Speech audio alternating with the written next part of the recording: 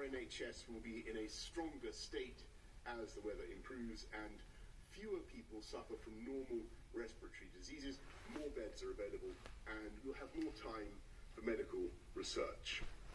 We can also act to stretch the peak of the disease over a longer period so that our society is better able to cope.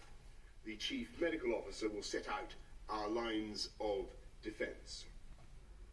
We have to deploy these at the right time to maximise their effect.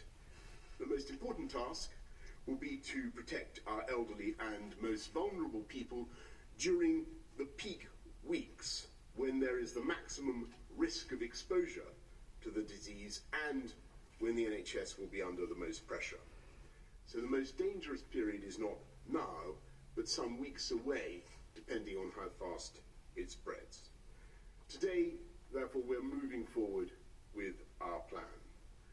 From tomorrow, if you have coronavirus symptoms, however mild, either a new continuous cough or a high temperature, then you should stay at home for at least 7 days to protect others and help slow the spread of the disease. We advise all those over 70 with serious medical conditions against going on cruises, and we advise against international school trips. At some point in the next few weeks, we are likely to go further, and if someone in a household has those symptoms, we will be asking everyone in that household to stay at home. We're not introducing this measure yet for reasons Sir Patrick will explain, but I want to signal now that this is coming down the track.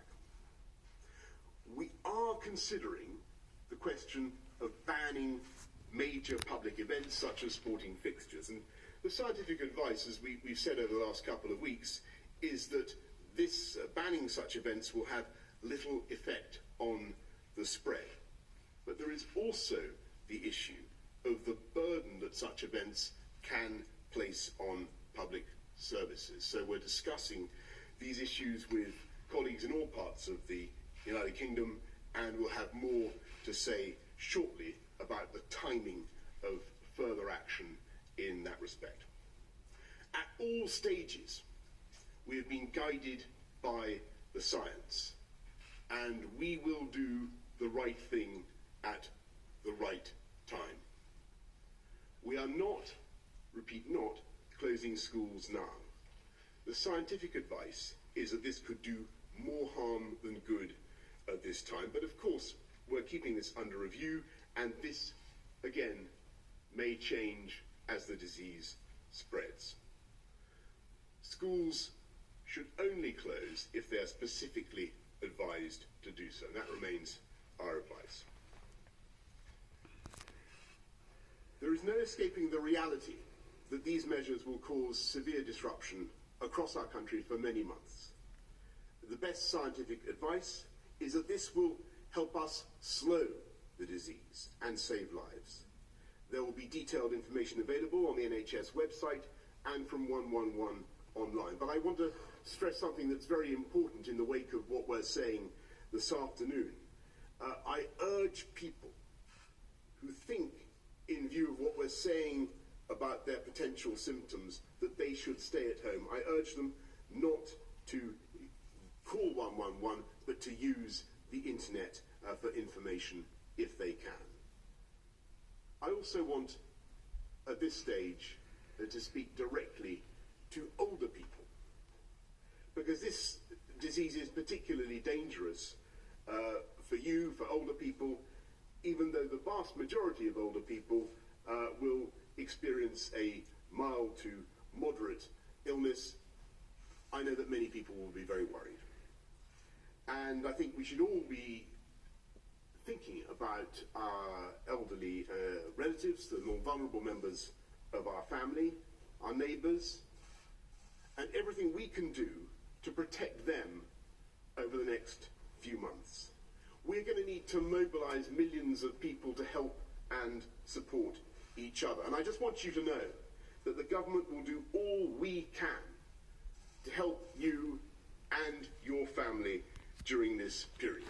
We're not just going to be As you saw yesterday, supporting the economy during this period, we will be providing money and many other forms of support and helping communities to support each other. And as we've done over the last few weeks, we will continue to provide, as soon as we have it, as much clear scientific and medical information as we can. So I'd like to end by repeating the two important messages with which you will become familiar. It is still vital, perhaps more vital than ever, that we remember to wash our hands. And lastly, of course, even if things seem tough now, just to remember that we will get through this. This country will get through this epidemic, just as it has got through many tougher experiences before, if we look out for each other and commit wholeheartedly to a full national effort. And I'd now like to thank, I'd like to ask Sir Patrick Vallance, our chief. I'd like to thank him for everything he's doing, but I'd like to thank Sir Patrick Vallance, our chief scientific advisor, to set out the latest facts and the state of play as he sees it.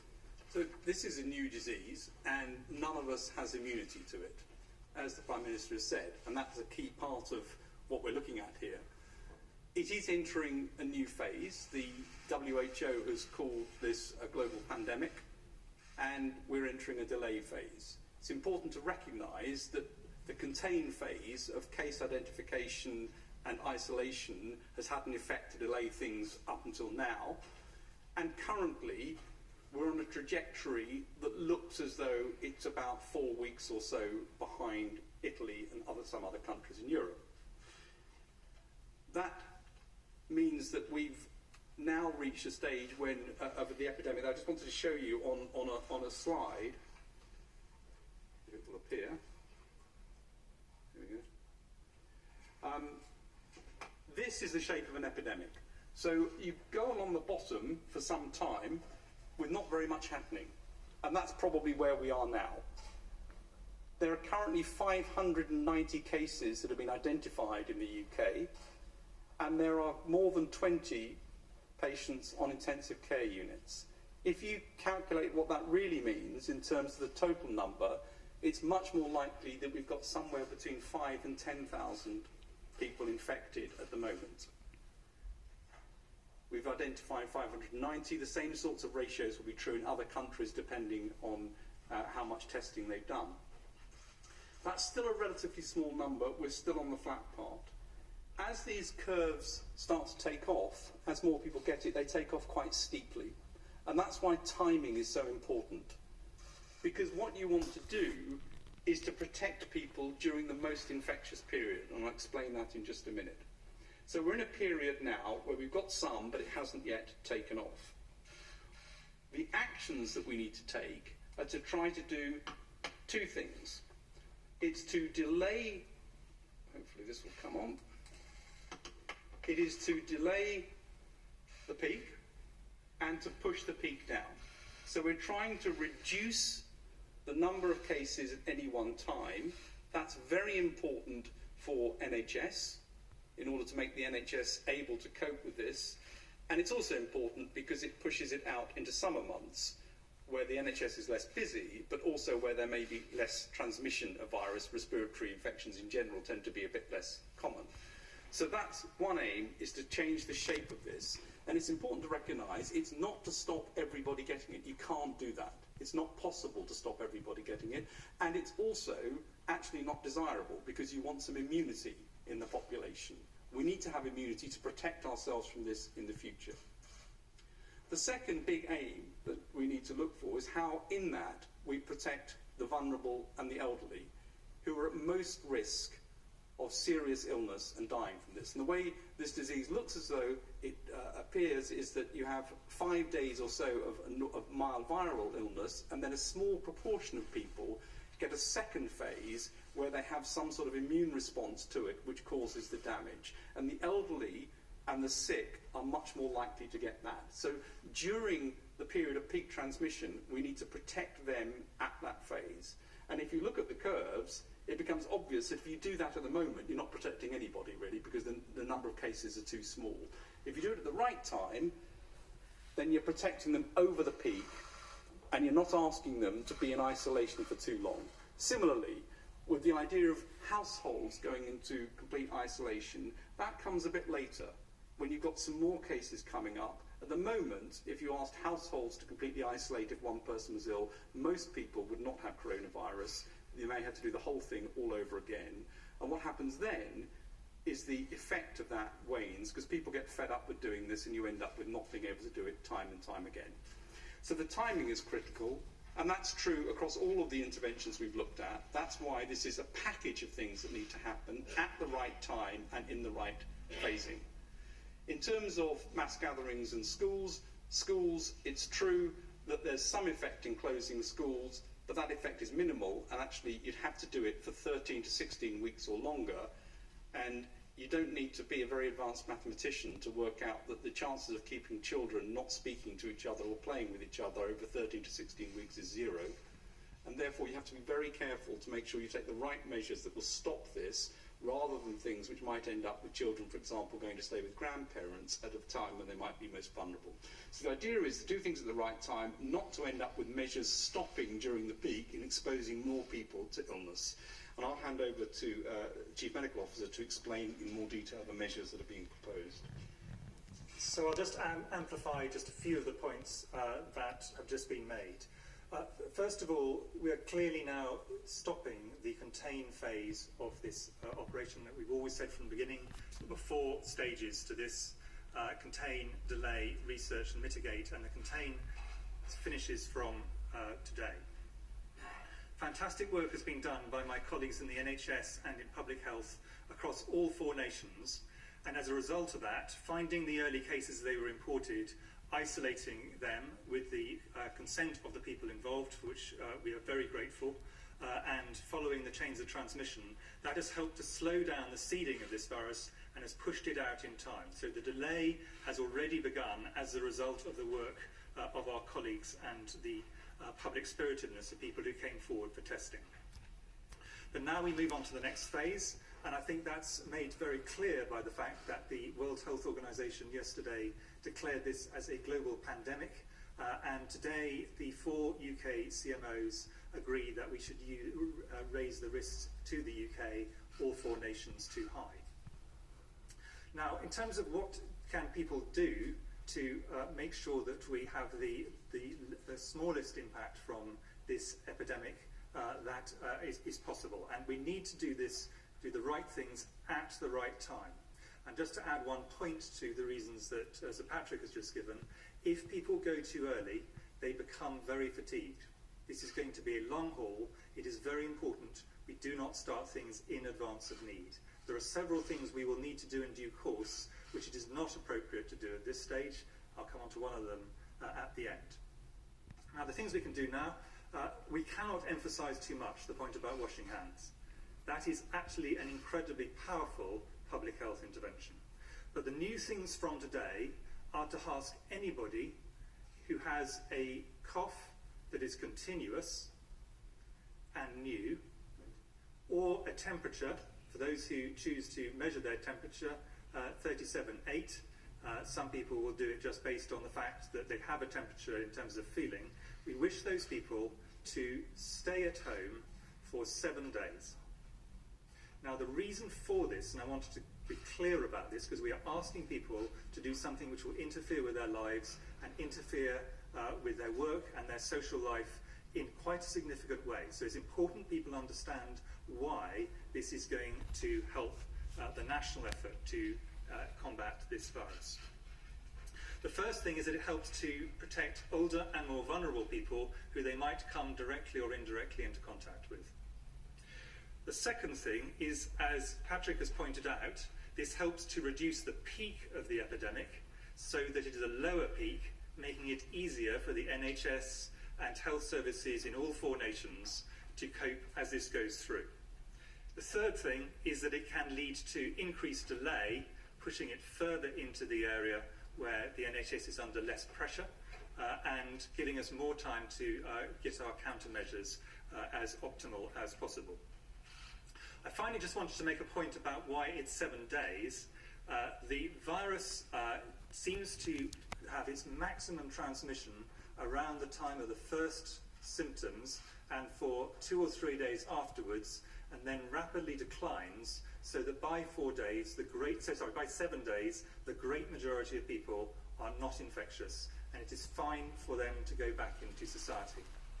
Now you may ask, why are we asking people with minor symptoms to do this? And the answer is the evidence would appear to be that some people with really quite mild symptoms can spread this virus to a lot of people. So people with minor symptoms should stay at home for 7 days.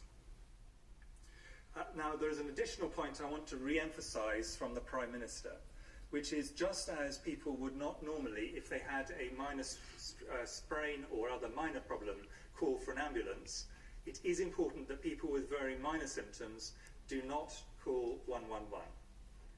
However, if their symptoms start to deteriorate and they're getting to the point where they normally would have sought medical care, at that point we would want them to call 111 or behave as they normally would have done. So we're not expecting people to stay at home as they gradually deteriorate. If there's a certain point people are really worried, at that point they should call the service. But doing it routinely with minor symptoms is not a useful thing to do for them, and it will put a big burden on the service, making it harder for others to get through with what may be life-threatening conditions. There are a few other changes that are going to go alongside this. The first of which is it is no longer needed for us to identify every case, and we will move from having testing mainly done in homes and outpatients and walk-in centres to a situation where people who are who are remaining at home do not need testing, and we will pivot all of the testing capacity to identifying people in hospitals who have got symptoms, so we can pick them up early, make sure we treat them well, and ensure that they don't pass on the virus to other people in hospital. So there will be a change in the hospital and other testing systems. And finally, we will no longer have any geographical limits to who gets tested. The testing will be based on symptoms and severity. So it's no longer relevant where someone has come from. This is going to be people irrespective of their travel history. I wanted just to make 2 points in addition to that. The first one is the next stage along, we are going to want to do a package of things which are about putting social distancing around the people who are vulnerable, who are older people and those with severe health conditions. But we do not think it is appropriate to make a national recommendation for that at the moment, because this is too early in the course of the epidemic that Sir Patrick passed on. And if you think about what would happen if you prematurely put elderly or vulnerable people in a situation where you're saying we really want to cut down on your social interactions, we really want to cut back on every kind of thing where you might come into contact with others, it has big practical implications for them, and it may lead to loneliness and other issues which are clearly very undesirable for them. So whilst we will need to move to that stage, we do not think this is the right moment along the pandemic to do so, but that point will come. Finally, are we in mitigation phase? The answer is this is the stage we need to do the things we can to mitigate, which means to reduce the pressure on the NHS and other health services. And that is basically made up of 2 parts. The first part is reducing the peak so that the demand on the service is reduced, and that is what the interventions we're talking about today with people staying at home will help to do. And the second part is to increase the capacity and flexibility of the NHS so that it is better able to meet the very considerable demands that are going to be heading its way when we reach the peak of this epidemic. Thanks, Chris. Okay, well, let's go to some questions from those of you who've been kind enough to come. Laura Koonsberg. Thank you very much, Prime Minister. This is, as you say, the worst public health crisis for a generation. There may be as many as 10,000 cases already.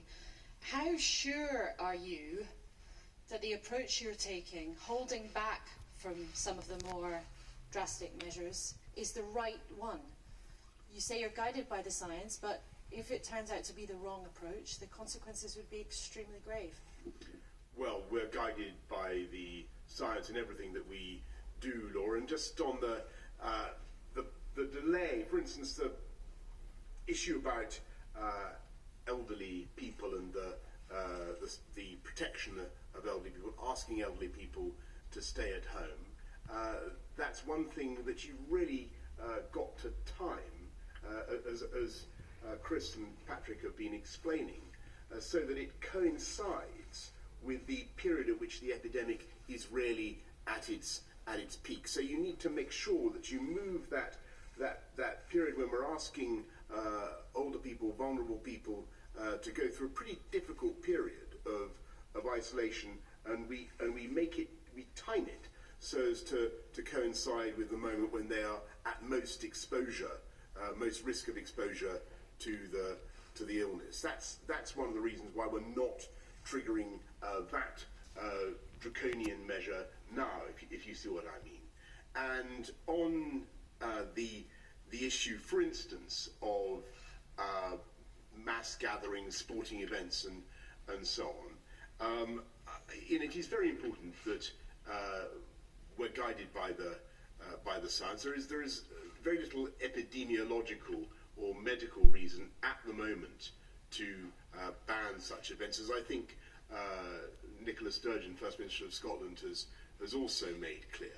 But in Scotland, they do have particular issues with the resilience of their public services, and we will want to be keeping that issue under review here across the UK as well, because let's be clear, that may become a factor for all of us, and we may also be wishing to go forward with stopping those kinds of events as well. So we're not saying no to that sort of measure, of course not. We're keeping it up our sleeve, but it's very, very important that we get that in order to maximise the benefits of our interventions, that we get the timing right.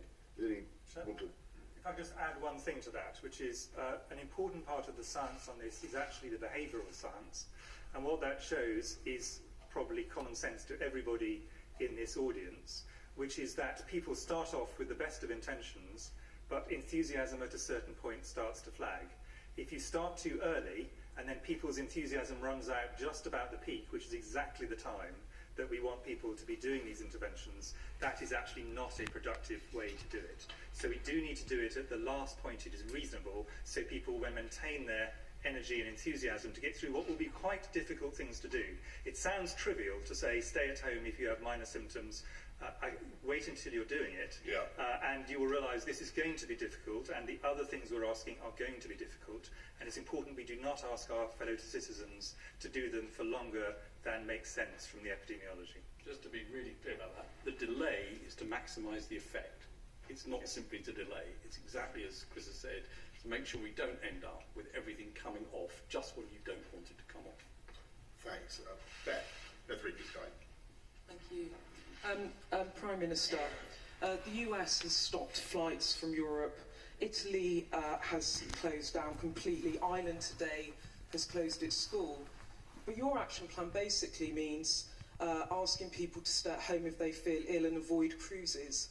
Can you understand why people watching this might think you're doing far too little to protect their families? And to the Chief Medical Officer, if I may, German Chancellor Angela Merkel told the German people this week she thought 7 out of 10 of them will catch coronavirus.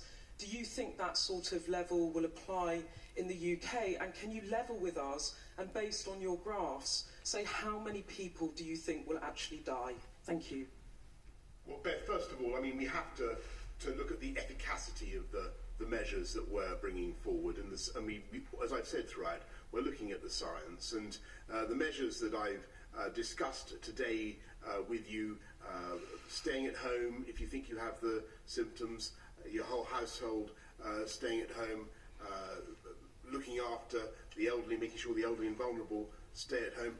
These are the 3 most powerful defensive lines. And I'll ask Patrick to say a bit about the the percentages that these measures will be able, I think, according to our scientific advice, to reduce the peak.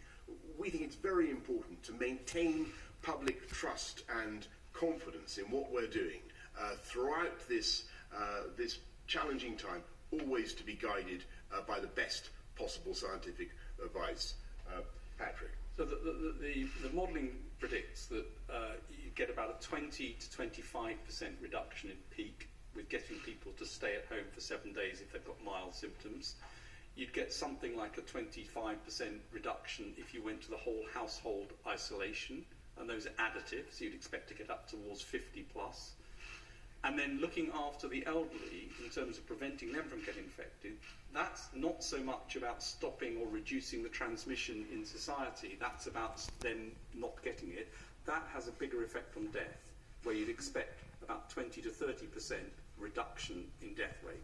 So those are the three most important measures to take.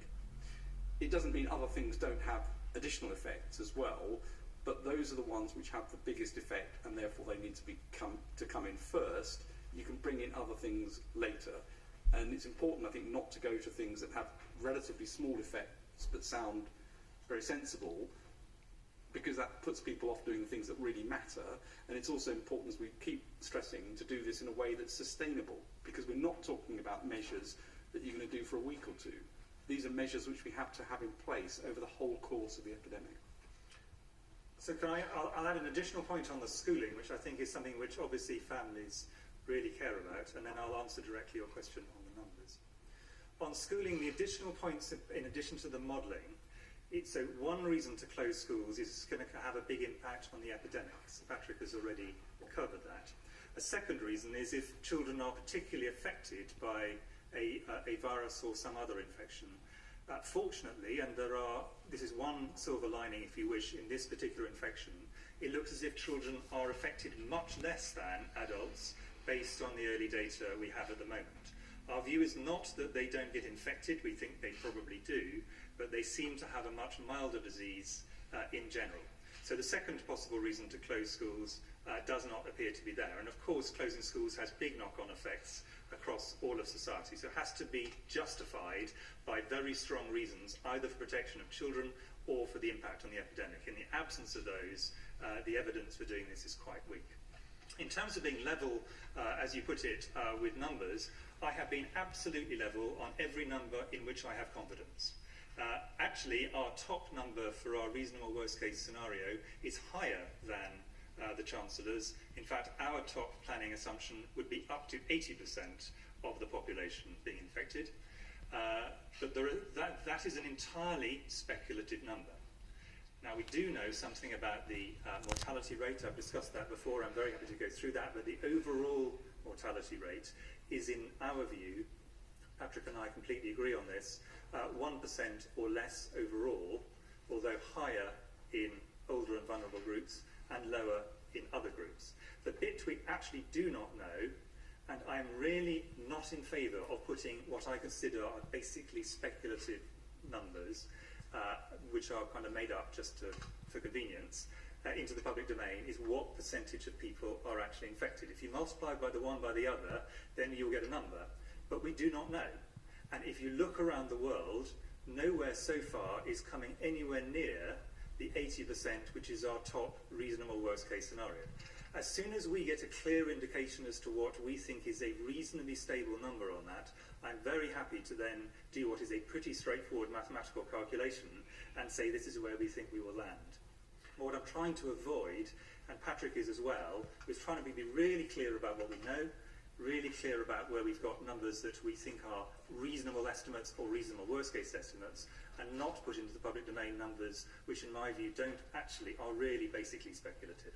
And to monitor this day by day to see where we are. Patrick, could I perhaps ask you to just on a couple of the points that Beth raised, I know will be of concern to lots of people, the specific questions about stopping plane flights and stopping sporting events. I think people will want to know why those did not commend themselves to the Scientific Advisory Group for Emergencies, and what our thinking is there. So quite early on we looked at the question of stopping flights, and the assessment was if we stop flights directly from China at the beginning, unless you got something like a 95% effect, in other words, you could stop all of the routes from China to the UK by 95%, the effect on the delay to the epidemic was minimal. It was a day or two.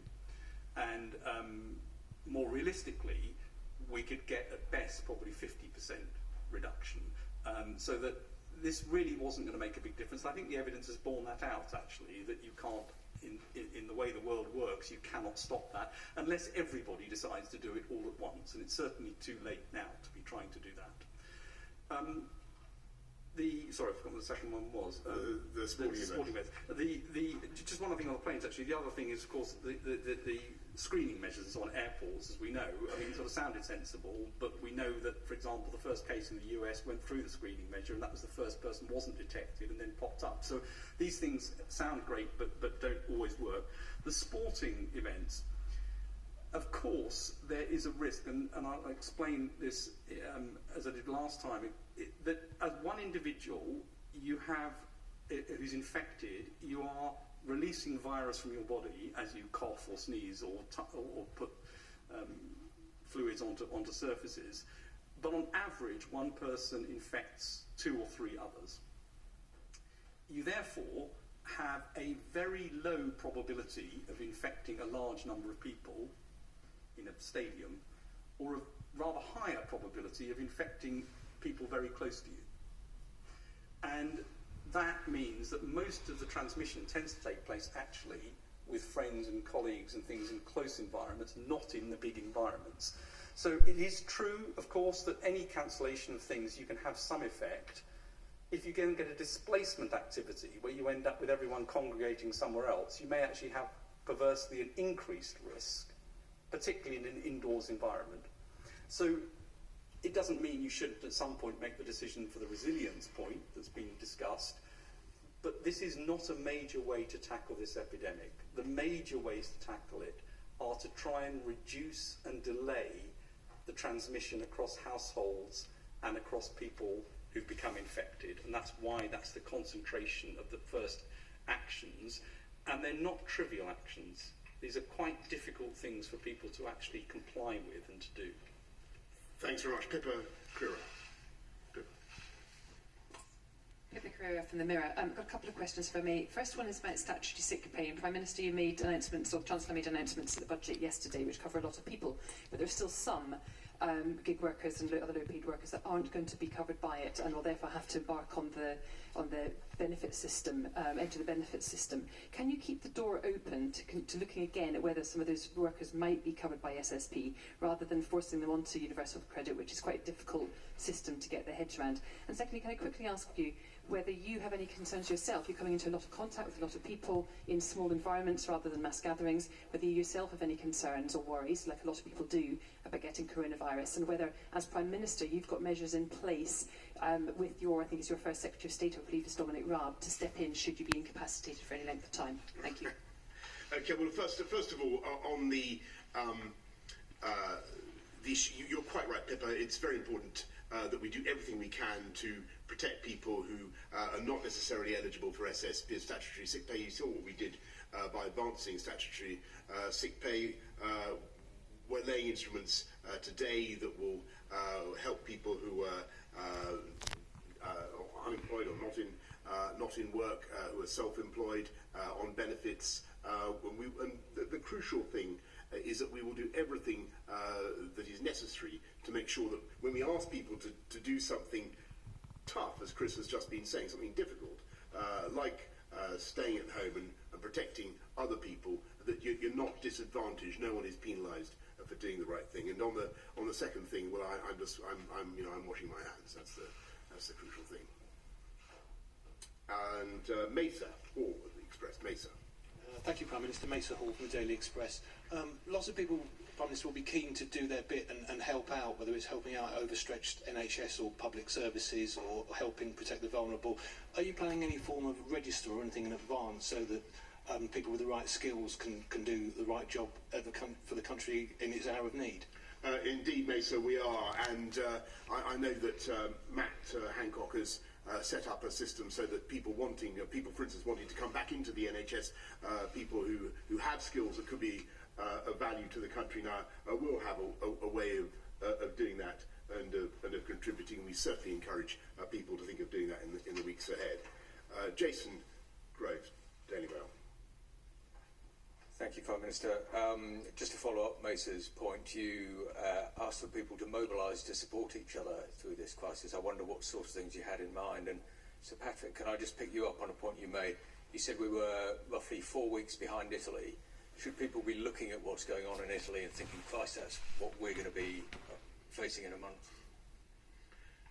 Thanks, Jason. Well, look, on what people should be doing, I think that's a really very important question, because in asking people to stay at home and look after themselves, clearly that's putting a burden and a necessity upon others, potentially to help them, to bring them food and support. So perhaps I'll ask Patrick and Chris to elaborate on this point, but we will certainly be hoping that people will think of their neighbours, think if they are aware that people are staying at home, to